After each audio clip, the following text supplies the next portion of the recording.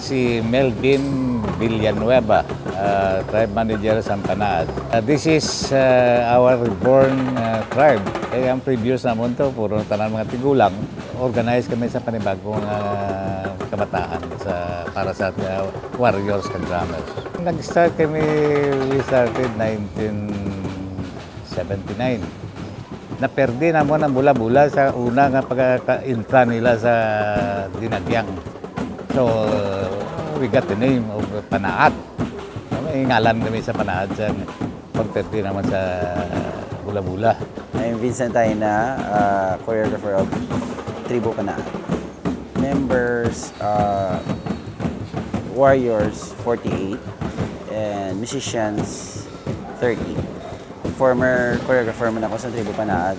Ang mga old dancers and member, gintang top namon. And then, naman na nakatipon kami. Some of the dancers are new member. Kumbaga, newborn of Tribu Panaad. Tinag-join kami, gintap kami sa ni Mayor Cruz sa foundation, sa Festival Foundation. So, kay balad niya nga, amo na yung mga tribo sa kuda, sa barangay, nga nagtuga o naghatag sa kasadyaan sa syudad. Sungod nga, ara na kami nga daan niya sa participasyon sa Dinagyang sa pila ka tuig.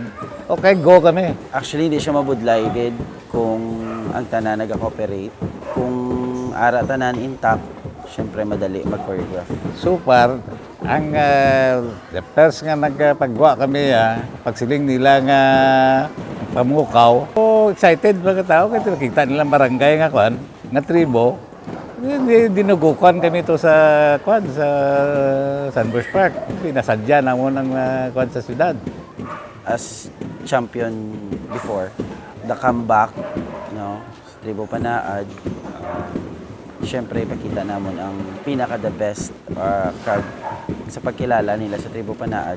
Siguro ang mga old style of choreography and performance ng Tribu Panaad, previously kin balik namon, may mga innovation na siya gamay, may mga changes, but ara gid gyapon ang signatures ang ginatawag nga ati tribe bala.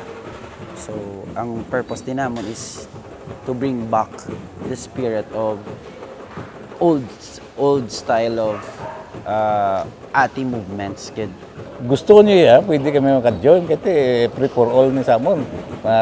Tourist ka man o pamuluyo kasi sa nga gusto niya magsadsad o food sa peribiki. You're welcome.